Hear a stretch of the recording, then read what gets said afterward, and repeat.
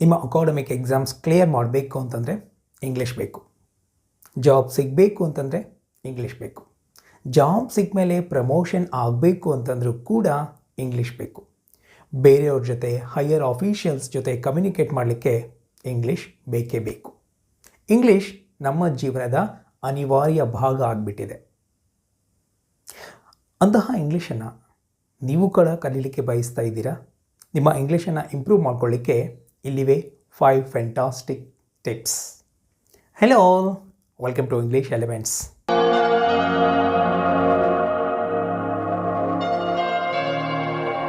ನಿಮ್ಮ ಇಂಗ್ಲೀಷನ್ನು ಇಂಪ್ರೂವ್ ಮಾಡಿಕೊಂಡು ನಿಮ್ಮ ಲೈಫ್ನಲ್ಲಿ ಒಂದು ಹೊಸ ಅಪಾರ್ಚುನಿಟಿಯನ್ನು ಪಡಿಬೇಕು ಅಂತಂದರೆ ಈ 5 ಟಿಪ್ಸನ್ನು ಫಾಲೋ ಮಾಡಿ ನೋಡಿ.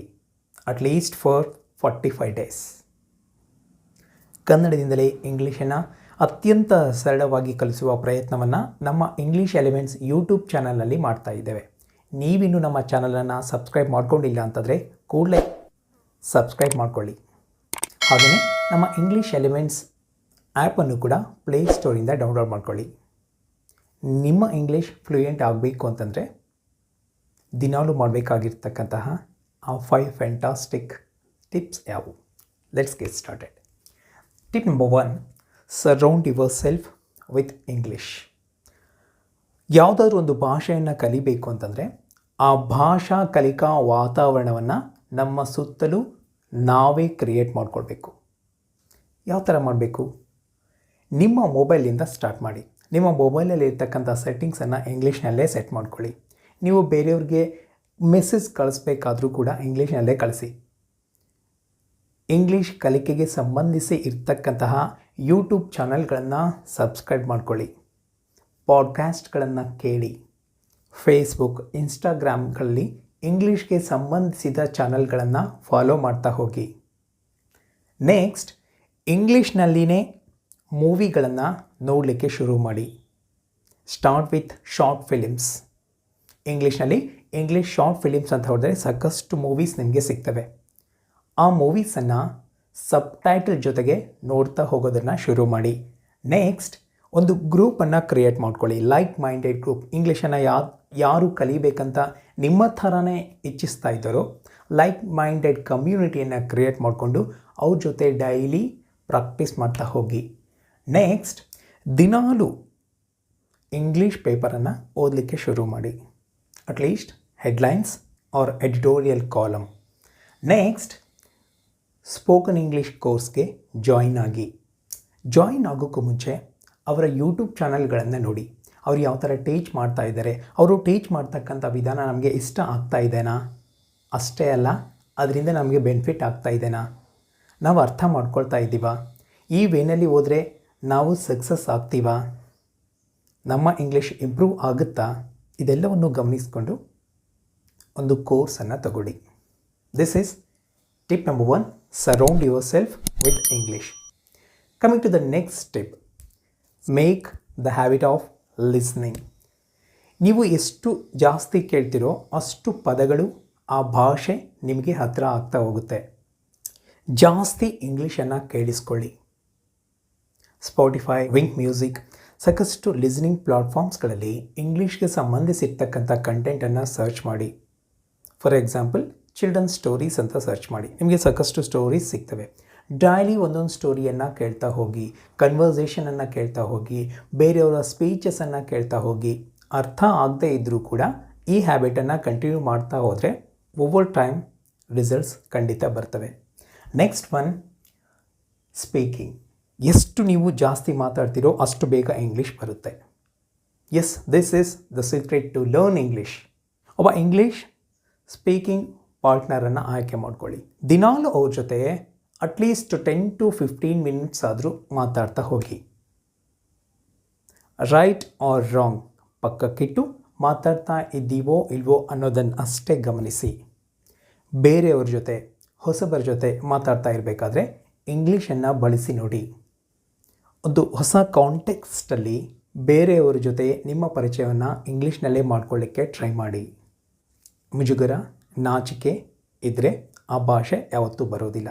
ಇವೆರಡನ್ನೂ ಬಿಟ್ಟು ತಪ್ಪಾದರೂ ಆಗಲಿ ಟ್ರೈ ಮಾಡ್ತಾ ಹೋಗಿ. Next one, reading and writing. So ಬರೆಯೋದ್ರಿಂದ ಇಂಗ್ಲೀಷ್ ಬರುತ್ತಾ? ಖಂಡಿತ ಬರುತ್ತೆ. Start from this day. ಇವತ್ತಿನಿಂದ ನೀವು ರಾತ್ರಿ ಮಲಗೋಕ್ಕೆ ಮುಂಚೆ ನಿಮಗೆ ಅನಿಸಿದ್ದನ್ನು ಬರೀತಾ ಹೋಗಿ. ನಿಮ್ಮನ್ನು ಯಾರೂ ಚೆಕ್ ಮಾಡೋದಿಲ್ಲ. ಗ್ರಾಮಟಿಕಲ್ ಮಿಸ್ಟೇಕ್ಸ್ ಇರಲಿ, ಸೆಂಟೆನ್ಸ್ ಫಾರ್ಮೇಷನ್ ಕರೆಕ್ಟ್ ಆಗಿಲ್ಲದೆ ಇರಲಿ, ಬರೀತಾ ಹೋಗಿ. ಇವತ್ತಿಂದ ಸ್ಟಾರ್ಟ್ ಮಾಡಿ 45 ಡೇಸ್ವರೆಗೂ ಕಂಟಿನ್ಯೂ ಆಗಿ ಬರೀತಾ ಹೋಗಿ. ಡೇ 1ಗೂ ಡೇ 46ಗೂ ಇರ್ತಕ್ಕಂಥ ವ್ಯತ್ಯಾಸವನ್ನು ನೀವೇ ಗಮನಿಸ್ತೀರ. There will be a lot of difference. ನಂಬ್ತಾ ಇಲ್ವಾ? ಟ್ರೈ ಮಾಡಿ ನೋಡಿ, ನಿಮಗೆ ಗೊತ್ತಾಗುತ್ತೆ. Next, reading. ಏನು ಓದಬೇಕು? ಈಗಾಗಲೇ ಹೇಳಿದಂತೆ ನ್ಯೂಸ್ ಪೇಪರನ್ನು ಓದಲಿಕ್ಕೆ ಸ್ಟಾರ್ಟ್ ಮಾಡಿ. ಮಕ್ಕಳ ಕಥೆಗಳನ್ನು ಓದಿ, ಡೈಲಿ ಒಂದೊಂದು ಆರ್ಟಿಕಲನ್ನು ಓದಿ. ಅರ್ಥ ಆಗದೇ ಇದ್ದರೂ ಕೂಡ ಸ್ಟಾರ್ಟಿಂಗಲ್ಲಿ ಇಷ್ಟು ನಾನು ಓದ್ತಾ ಇದ್ದೀನಿ, ಏನೂ ಅರ್ಥ ಆಗ್ತಾ ಇಲ್ಲ ಅಂತ ಅನ್ನಿಸ್ತಾ ಇರ್ಬೋದು. But keep reading. ಡಿಕ್ಷನರಿಯನ್ನು ರೆಫರ್ ಮಾಡಿ ಹೊಸ ಪದಗಳ ಅರ್ಥವನ್ನು ತಿಳ್ಕೊಳ್ಳಿಕ್ಕೆ. ಪ್ರತಿಯೊಂದು ಪದದ ಅರ್ಥ ತಿಳ್ಕೊಳ್ಳೋ ಅಗತ್ಯ ಇಲ್ಲ. Just go on reading and get the overall summary. ಅದಕ್ಕೆ ಹೇಳ್ತಾ ಇರೋದು, ಸ್ಟಾರ್ಟಿಂಗ್ ಸ್ಟೇಜಲ್ಲಿ ಮಕ್ಕಳ ಕಥೆಗಳನ್ನು ಆಯ್ಕೆ ಮಾಡಿಕೊಂಡು ಓದ್ತಾ ಹೋಗಿ. ಬಟ್ ಆ ಹ್ಯಾಬಿಟ್ ಡೈಲಿ ಮಾಡ್ತಾ ಇರಬೇಕು. Coming to the last step, ಒಂದು ಪ್ಲ್ಯಾನನ್ನು ರೆಡಿ ಮಾಡ್ಕೊಳ್ಳಿ. ನಾನು ದಿನಕ್ಕೆ ಎಷ್ಟು ಹೊತ್ತು ಇಂಗ್ಲೀಷನ್ನು ಕಲೀಲಿಕ್ಕೆ ನನ್ನ ಸಮಯವನ್ನು ಮೀಸಲಿಡಬೇಕು, ಯಾವ ಥರ ಪ್ರಾಕ್ಟೀಸ್ ಮಾಡಬೇಕು, ಯಾರ ಜೊತೆ ಮಾತಾಡಬೇಕು, ಯಾವ ಕಥೆಯನ್ನು ಇವತ್ತು ಓದಬೇಕು, ಯಾವುದನ್ನು ಕೇಳಿಸ್ಕೊಳ್ಬೇಕು ಅನ್ನೋದನ್ನು ಮುಂಚಿತವಾಗಿ ಪ್ಲ್ಯಾನ್ ಮಾಡ್ಕೊಳ್ಳಿ. ನಿಮ್ಮ ಈ ಪ್ಲ್ಯಾನ್ 45 ಡೇಸ್ಗೆ ಸರಿ ಹೊಂದುವಂತೆ ಮಾಡಿಕೊಳ್ಳಿ. ದಿನಾಲೂ ಆ ಪ್ಲ್ಯಾನ್ ಪ್ರಕಾರ ನಾವು ಫಾಲೋ ಆಗಿ. This is called consistency. ಈ ನಿರಂತರವಾಗಿ ಮಾಡ್ತಾ ಹೋಗೋದ್ರಿಂದ ರಿಸಲ್ಟ್ಸ್ ಒಂದೇ ದಿನ ಬರೋದಿಲ್ಲ, ಒಳಗಡೆ ಆ ರಿಸಲ್ಟ್ಸ್ ಆಗ್ತಾ ಇರುತ್ತೆ. ಆ ಇಂಪ್ರೂವ್ಮೆಂಟ್ ಸಬ್ಕಾನ್ಷಿಯಸ್ ಆಗಿ ನಿಮಗೆ ಬರ್ತಾ ಇರುತ್ತೆ. After 45 days, 46th day, day 1ಗೂ 46th ಡೇಗೂ there will be a lot of difference.